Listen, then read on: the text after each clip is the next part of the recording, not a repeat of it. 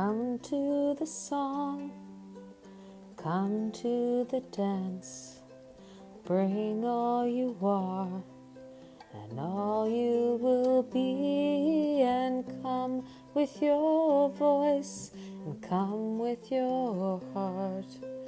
Come and journey with me. Come and journey with me.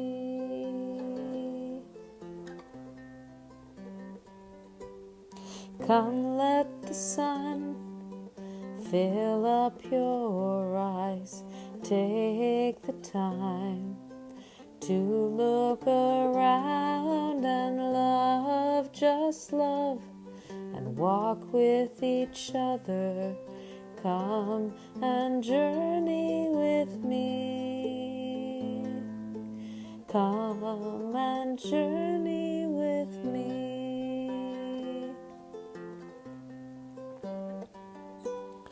Come and see, come and be all you are and all you can be, and leave all behind and calm your mind. Come and journey with me.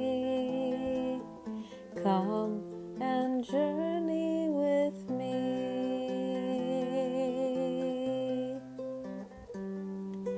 Come to the song, come to the dance, bring all you are and bring all you be, and come with your voice and come with your heart. Come and journey with me. Come and journey with me. Come and journey with me.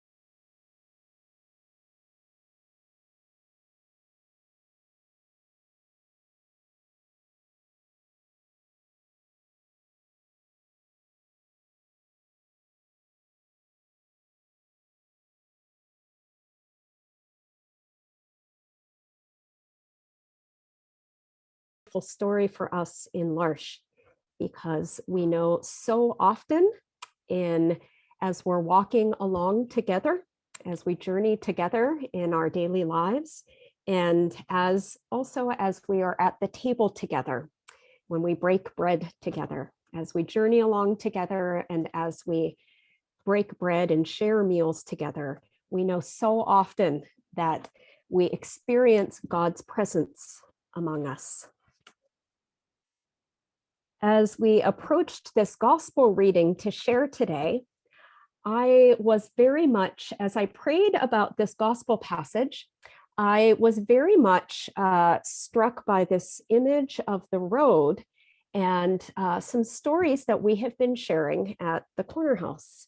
And as we're getting ready for meals and just talking in the kitchen, and as we're having our meals, and these days it's not nice and close around the table, but it's all spread out around the living room. So we're all kind of sitting far away, but we still have some beautiful conversation, all of that beautiful daily life where we exchange our stories.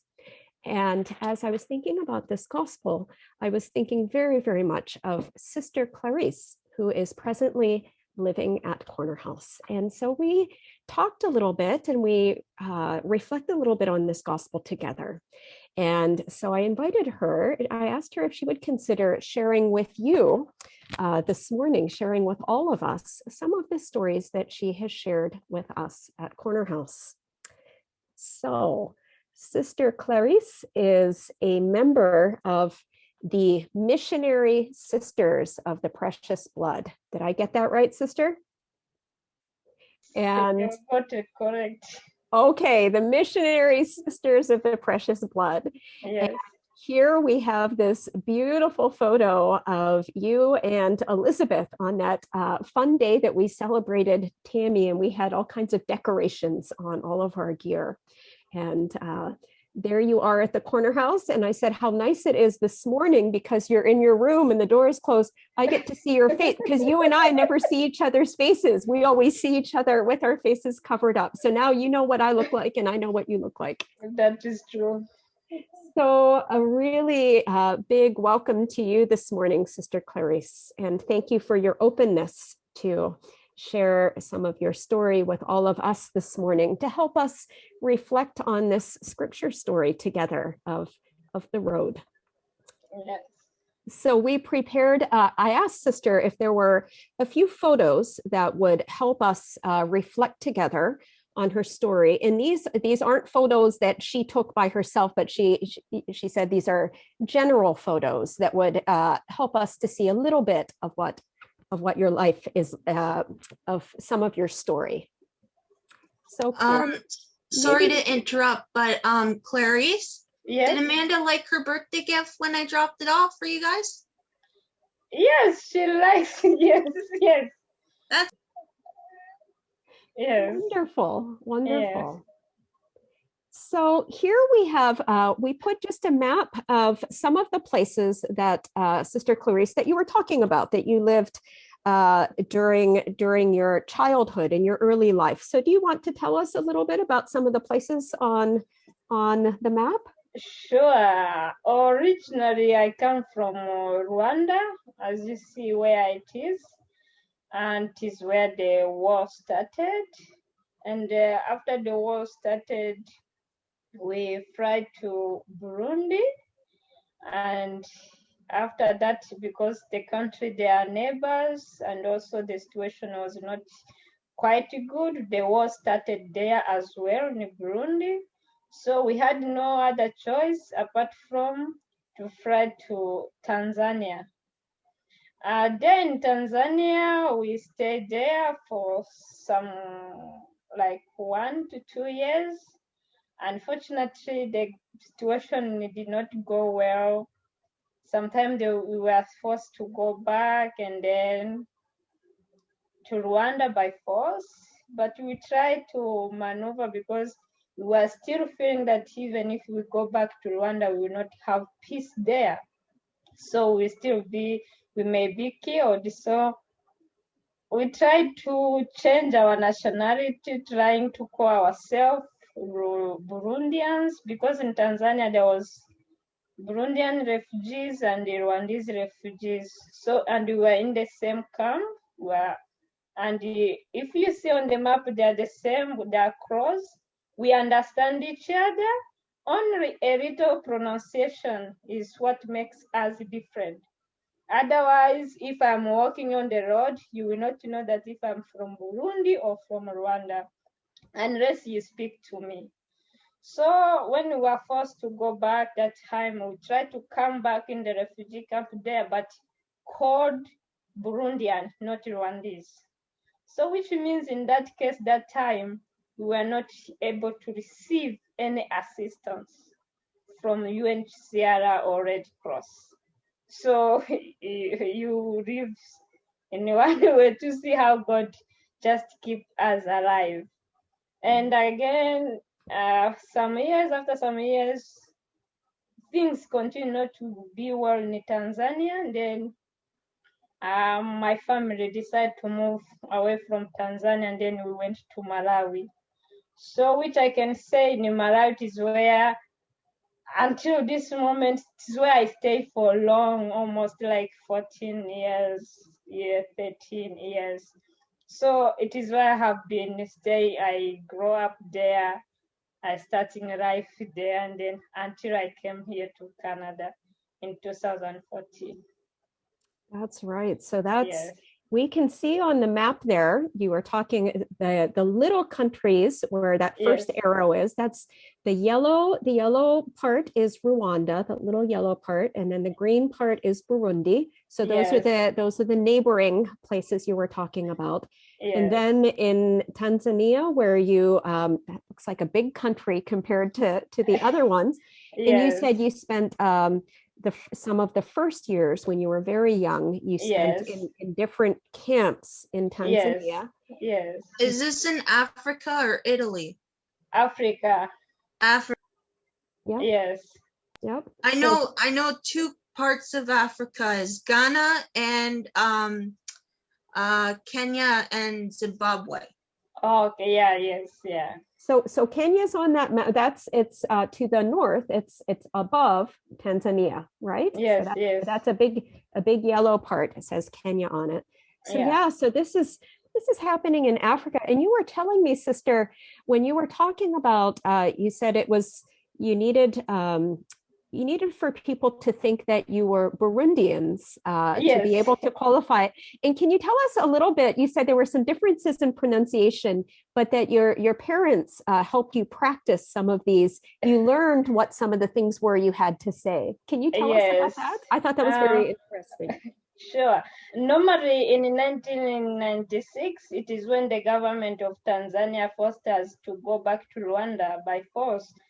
And so we spent some months in the forest, and then after some months is when we managed to go back to another refugee camp in Tanzania, which was Burundian refugee camp. So when we reached there, the soldiers were still coming to the camp to search Rwandese so that they take them back home. So when they were searching who is Rwandese, there were something they could ask you. They ask you to count from 1 to 10. In Rwanda, we have two numbers which is quite different from Burundi, 7 and 9. In Rwanda, in Kinyarwanda, we say karindwi, and in Kirundi, we say indwi. So in case they tell you to count 1 to 10 and you reach to 7, you say karindwi, they know that you are from Rwanda. You are not from Burundi, and then they could catch you and take you back. Or if you manage to pass number 7, again number 9. In Kinyarwanda we say ichenda, but in Kirundi we say ichenda. So it means there's slight different. So if you don't manage to change that number very fast, they could catch you again and say that you are not from Burundi, you are from Rwanda. Another way they were using to catch the refugees from Rwanda is to say the month of the year. Again, some months are different. And for example, the month of January in Kinyarwanda, when you say it in Kirundi, it will become November. So that was also another way to catch someone from Rwanda and someone from Burundi. So like you will start saying the month, and when you reach November, you will say January again, which will not be the same. So that was the way they were able to catch people from Rwanda and to take them back home. Thank you. Thank you. You're welcome. We have, so you gave us a few pictures that help us to think a little bit about the road and the forest and the camp and the food. So I wonder if we can move ahead to the next photo that shows the road. Yes. So can you tell us a little bit about this image? We see a very long road there. Yeah, this is a really very long journey, and in general, it is always when we are running away. This is how the situation could be. Only that there's a slight difference because here you see it is in a big group. But I remember when we were coming from Rwanda going to Burundi, it means we were passing through the country where there is war. And that was also another very difficult situation where you could pass people whom have already been killed, and you could ask yourself, why am I still alive? I really remember there's a time where people in front of us, they were killed. And when we reached that place, we found they have moved to another place, so we were safe. And again, people we left behind, they were killed as well. So most of the time, that's why this gospel for today, I was always say, how do we realize that we are walking with Jesus? As you are, Jesus is along with us. So this picture is in Tanzania at the time in 1996, where the government of Tanzania was forcing the refugees from Rwanda to go back to Rwanda. So because people, they knew that even if they reach Rwanda, there is no peace, they will still be killed. They tried to move out from Tanzania, trying to go to Malawi or Kenya. And when you look on that map of the previous, it is really a long journey to be walking to go to Malawi or Kenya from Tanzania. It could take like, people who managed to reach, it took like 2 months. So it was just like walking only. So in this way, we are walking like this. What we used to do, they crossed the border, they forced us to go back to Rwanda, as even if we were trying to go to Malawi, to Kenya. So most of the time, what we could do during the day, because people were still afraid to be killed when they reach in Rwanda, during the day they will be forced to walk towards Rwanda. Then during the night, we will try to walk again backwards. That means to avoid to reach in Rwanda very soon. You are trying to see how I can survive. Which way can I use to be safe? So during the day, we walk towards Rwanda, but during the night, we walk backwards to make it long distance before we reach in Rwanda. And again, during the day, because they are forcing us, maybe during the night, people will try to move away from the road and they go in the forest to find somewhere to rest. But again, it couldn't work because I remember one early in the morning, they were shooting up, but not to shoot people. But that time in the morning, the road was empty. But when they start shooting, everyone who was in the forest hiding, they came out, the road became again full. And you could ask yourself where. And then this again continued to show me how God was with us when we were walking. And I always say, why am I still alive? The others were killed, but for us, we are still alive. So why? It's because God was with us. Jesus was walking with us, but only that we couldn't recognize him that moment. So most of the time it is when I reflect on this gospel, I always recognize how I was walking with Jesus unknowingly, as the way the disciples, they didn't recognize him on the day of walking, the time they were walking to Emmaus. So you said that you were, during the night, you would go into the forest, and you gave us a photo to show us a little bit of what that would look like Yes. in the forest away from the road. Yes. And so can you tell us, can you describe a little bit, what this was like? This was really hard time. As you can see, it is in the forest and you have nothing. And you can't imagine, like, if you are carrying something to eat, even if you manage to carry for 2 days, 3 days, 1 week, you can't carry for something to eat for a month.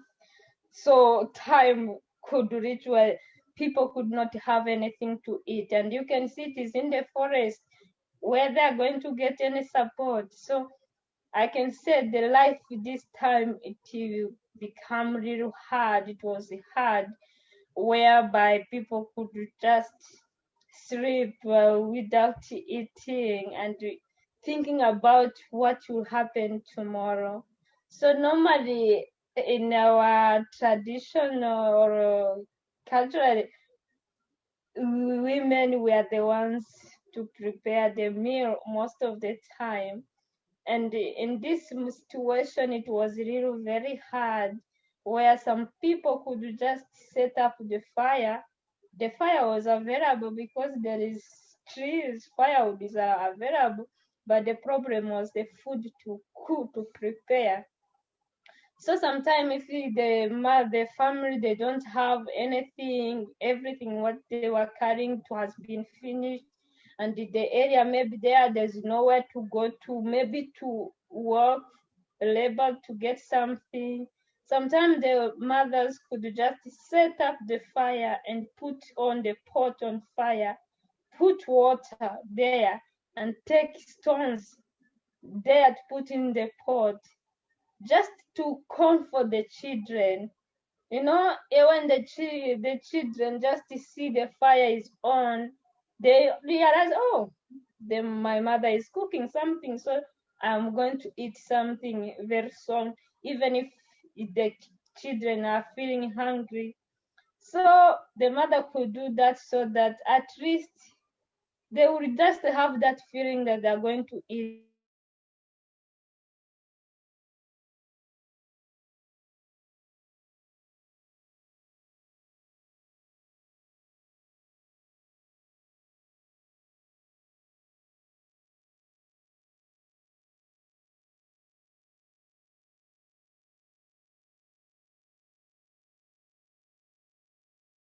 We are reaching near the refugee camp. Most of the time you were not able to register straightforward. So sometimes you could spend again like this. You don't have any place to stay, you don't have anything, you have not yet been registered as a refugee, and you have nothing support. So the situation again could be there. Spend 2 days, 3 days without eating anything. People suffered, starting even eating on just grass like animals. People really, it was really a hard situation for this time. Thank you for sharing that. We have, you said this is what it might look like in the forest as you were walking along when you would leave the road to rest, but also as you approached the camp and you were waiting to be admitted and to register. Yes.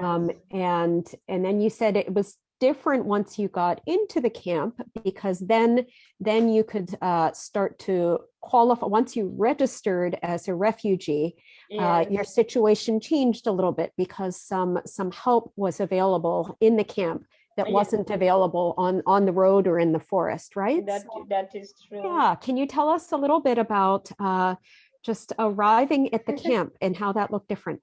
Yes, when we arrived in the camp, something changed really.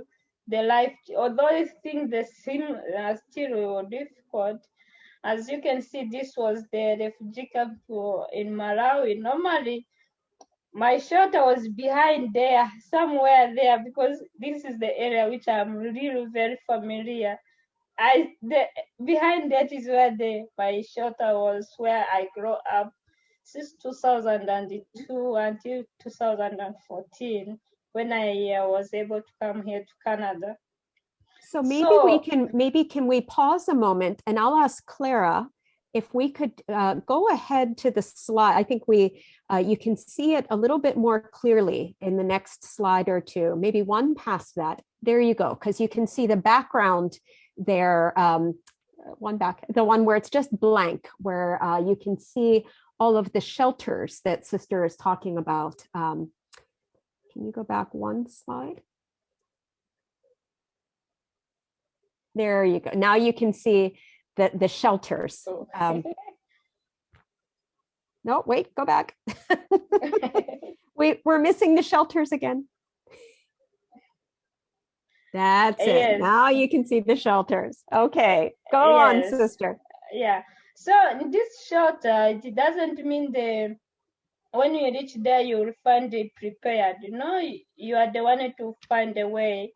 And again, although they just, when you are registered, they give you in this camp, just registered and you get something to eat. But where to stay, you have to find your own way in this camp. But in a different camps, when you reach, they could give you a tent so that you are able to put up something.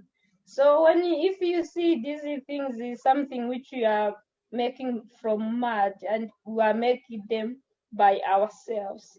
So when you reach there, most of the time we are generous. So someone who was there before will try to come and pick you and give you a shelter for some months, so that you will be able to get a space and you put up your shelter, because then it is really very hard for someone just to come, and it takes some days, because if these are bricks we make from the mud, if you make today, you will need like 2 to 3 days to be dried, and then you can be able to build your shelter with those bricks from mud. And the grass we are using for the roof, so you needed, again, you can't find them in the forest, but you have to go to the neighbors of the citizen and you buy it. And we have no money, so there was no other way apart from to go to do labor work, and you are able to be paid, and you are able to go and buy those grass, and then you make a roof. Here the real life here too was kind of different, because they give you some assistance, although it is a little, but it makes a change. But you need also to work hard for yourself to survive, because here, if you are there in the camp and you are registered, they give you only 5 kgs for maize and 1 kg for beans or peas, and some grams, some for sugar and salt and oil, which will take care for you for the whole month. They didn't give you firewood to cook, to prepare. You needed to buy to get those kind of things. And in Malawi, you couldn't go to fetch in the forest. You had to buy, and they were using charcoal. So the life again, still it was difficult, because There's no way you can be surviving for 5 kgs for maize for the whole month. That is, even if you eat only once a day, it won't be enough for the month for only 5 kgs. And it means you had to sell like 2 kgs so that you are able to buy the charcoal. There is no other way you could use. So at the beginning, you find some people, they really eat only once a day, and really when you still being surviving, again, it is when we recognize Jesus is always with us in breaking, in sharing that little food we have, and we are able to survive and to stay on it, and we're still surviving. Yeah, there's that last photo, if we could please, Clara, where you showed us when you were talking about food in the camp. Yes. Yeah, and you were talking about if they give you 5 kilograms of some mace or some like a kind of flour, Yes. and but you were saying even still, so it would come from those big sacks there. Yes. And I see a lot of people in that picture.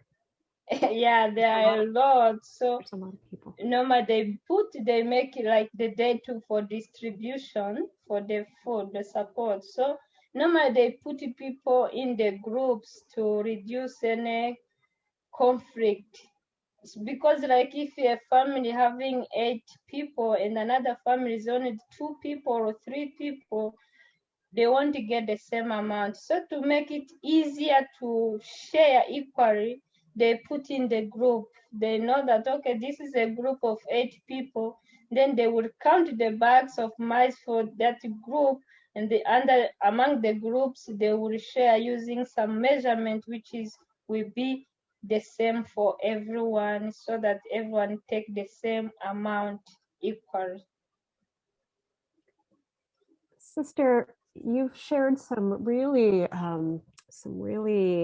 powerful stories when you talk about knowing that Jesus has been with you along the road, and that Jesus has been with you all along the way. And I wonder if, just to close our time, our time of sharing right now, if you might be able to tell us a little bit about your decision to join a religious community and why you decided to do that. And can you tell us a little bit about that? Because I think that's quite powerful as well. Yes, the main reason for me to decide to join the religious life is, with the whole of my life, I've been seeing how people suffered.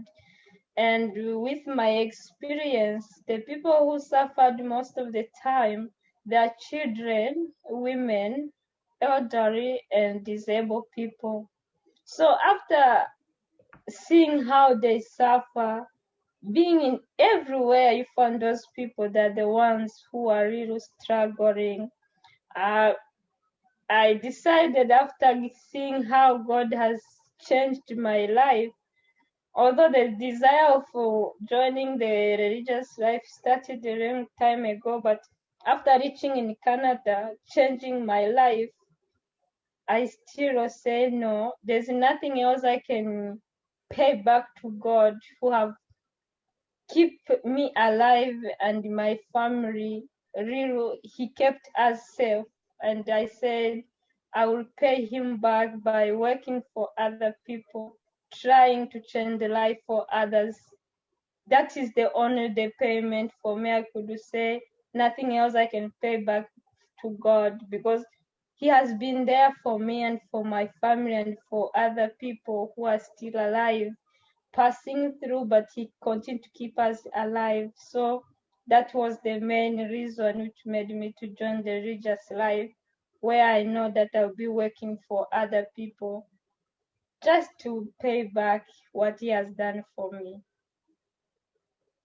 Sister, we are so grateful that your journey has brought you through your sisters, has brought you to Daybreak and to the corner house, and we are so grateful that that you have shared some of your story with us. So we thank you so much. We thank you so much for that.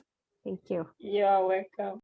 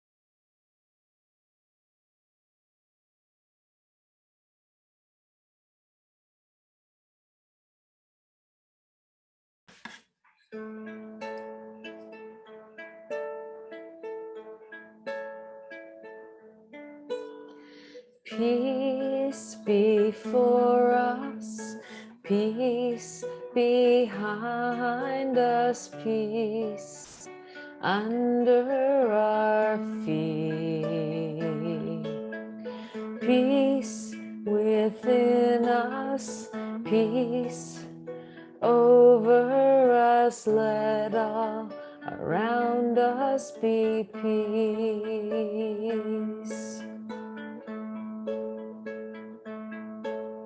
Hope before us, hope behind us, hope under our feet. Hope within us, hope over us, let all around us be whole.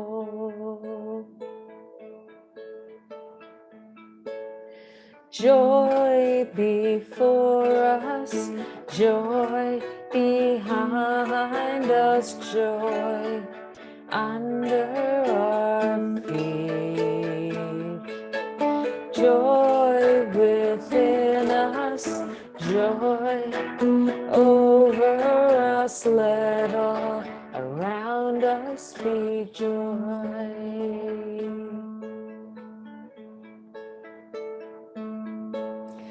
Love before us, love behind us, love under our feet. Love within us, love over us, let all around us be love.